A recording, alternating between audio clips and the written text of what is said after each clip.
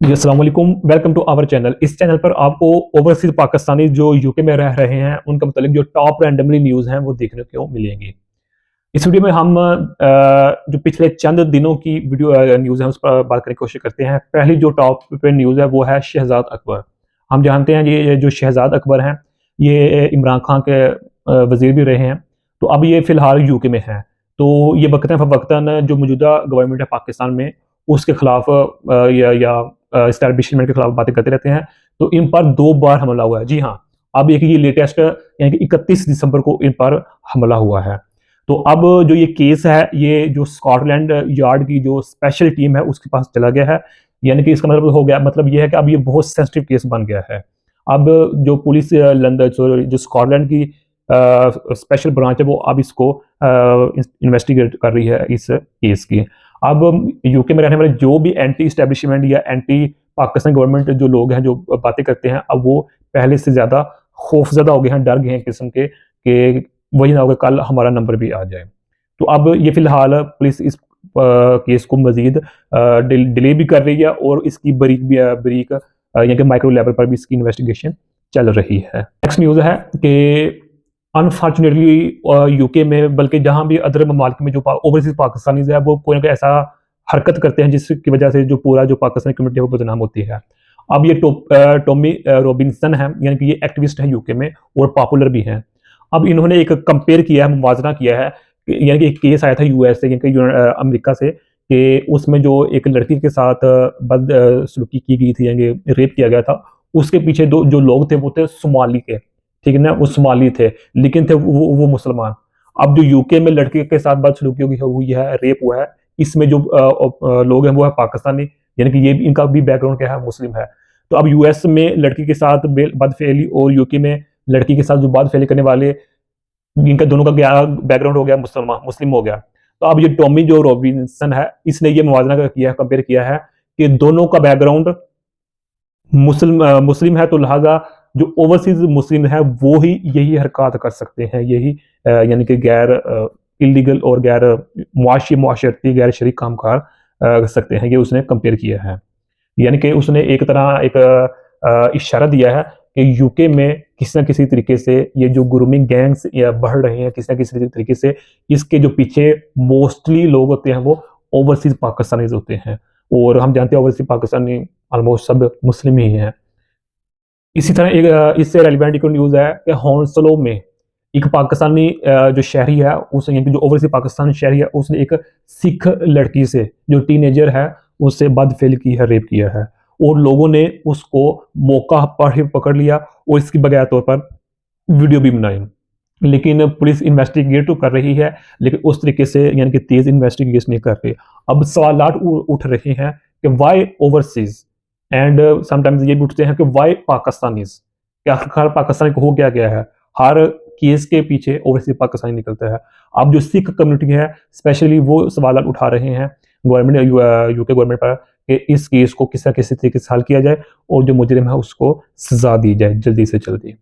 अब next news है कि ओल्डहम ओल्डहम में पाकिस्तानी एक एक गैंग को पकड़ा गया है। ये पाकिस्तानी गैंग एक यानी कि काम करते थे इसके अंडर।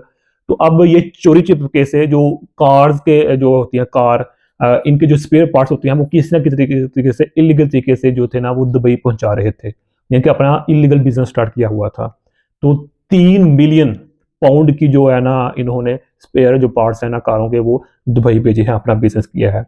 तो अब ये पकड़े गए हैं। तो अब जो पाकिस्तानी कम्युनिटी है वो तो शर्मिंदगी फील कर ही कर रही है, लेकिन इन मुजरिमों को भी सज़ा हो गई है, और जो पुलिस है इस पर खुश है कि हमने जो इन्वेस्टिगेट किया है, जो रिपोर्ट बनाई है वो हमारी बिल्कुल ठीक है, और इन मुजरिमों ने इकरार भी किया है।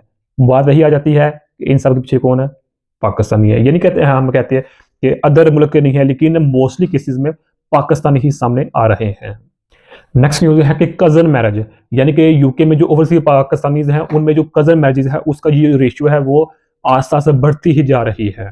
जैसे हम जानते हैं कि पाकिस्तान में जो मोस्टली जो शादियाँ हो रही हैं वो फर्स्ट कज़न से हो रही हैं। फर्स्ट कज़न यानी कि ताई, चाचा, फूफी, खाला, मामू, इनकी जो हैं बेटियाँ या बेटे, ये फर्स्ट कज़न कहलाते हैं। तो पाकिस्तान में भी फर्स्ट कज़न से यानी कि रेशियो ज़्यादा है, तो अब यूके में भी यही हाल है।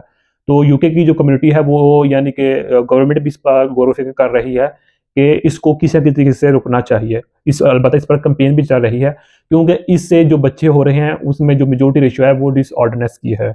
बच्चे यानी कि माजूर पैदा हो रहे हैं। इससे क्या होता है कि वालिदैन के लिए भी वो बच्चे बाज़ औक़ात बोझ बन जाते हैं, और गवर्नमेंट के लिए भी, क्योंकि गवर्नमेंट हर साल इनको इनके लिए एक स्पेसिफिक कोटा होता है, स्पेसिफिक लोन होता है जो गवर्नमेंट को देना पड़ता है।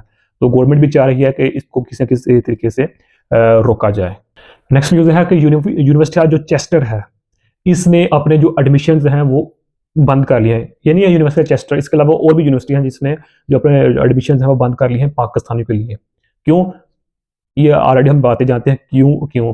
होम ऑफिस ने यूनिवर्सिटियों पर दबाव डाला है कि आपने ओवरसीज पाकिस्तान से बांग्लादेश, नाइजीरिया, इंडिया, इन जैसे ममालिक से कम तलबा को लेना है। लेकिन कुछ यूनिवर्सिटी में, जिसमें यूनिवर्सिटी ऑफ चेस्टर भी है, इन्होंने अपने तो एडमिशन बिल्कुल बंद कर दिया है ओवरसीज पाकिस्तान के लिए। अब सितंबर 2026 तक हमें वेट करना पड़ेगा। अब इससे उन स्टूडेंट्स को भी नुकसान हो रहा है जो जेन मन में पढ़ना चाहते हैं, रिसर्च करना चाहते हैं। तो अब ये उनके लिए भी बुरी खबर है कि यूनिवर्सिटी चेस्टर के अलावा और भी यूनिवर्सिटी हैं जिन्होंने अपने एडमिशन्स फुली यानी कि क्लोज कर लिए हुए हैं। वही ये है कि होम ऑफिस ने यानी कि जो वज़ारे दाखिला है यूके की, उन्होंने यूनिवर्सिटी पर दबाव डाला कि इस तरह के केसेस बाहर निकल रहे हैं। स्टूडेंट्स आते हैं, एडमिशन लेते हैं, फीस भरते हैं, बाद में पता ही नहीं होता कहाँ जाते हैं, उसके बाद असाइलम अप्लाई कर जाते हैं। तो उसके नतीजे में यूके गवर्नमेंट पर बर्डन बढ़ जाता है। इसके अलावा या बाहर आगे निकल जाते हैं, या इलीगल एक्टिविटी शामिल हो जाते हैं, या ग्रूमिंग गैंग्स में तब्दील हो जाते हैं। तो यानी कि किसी न किसी ऐसी एक्टिविटी में शामिल हो जाते हैं स्टूडेंट्स, खासकर पाकिस्तानीज़ या इंडियंस या नाइजीरियन या बांग्लादेशी, जो कि काबिल कबूल नहीं होती। तो इसलिए होम ऑफिस ने यूनिवर्सिटी पर दबाव डाला कि हमने आपका लाइसेंस मनसूख कर देना है अगर आपने हमारी बात ना मानी। अब इसके नतीजे में कुछ यही रेशो निकलती है कि यूके में जो टॉप न्यूज़ है, जो टॉप जो है ना यूनिवर्सिटी है, जिसमें ऑक्सफोर्ड यूनिवर्सिटी है, तो इन यूनिवर्सिटी में तलबा जा सकते हैं जो वाकई पढ़ना चाहते हैं। लेकिन उनकी भी परेशानी है कि बाज़ बच्चे वाकई में पढ़ना चाहते हैं, लेकिन वो इतनी फीस कहाँ से लाएँ? या स्कॉलरशिप अप्लाई हो तो उसमें कंपटीशन बहुत टफ होता है इन टॉप यूनिवर्सिटियों में। पहले तो ये होता था कि ये छोटी-छोटी यूनिवर्सिटी में कोई पार्शियल या हाफ कोई स्कॉलरशिप मिल जाती थी, अब इससे भी गए। तो अब सितंबर 2026 तक जो है ना, यानी कि ऑटम जो सेमेस्टर उस तक अब वेट करना पड़ेगा यूके की जो नॉर्मल रेंज में फीस है उन यूनिवर्सिटी में दाखिला ले लेने के लिए।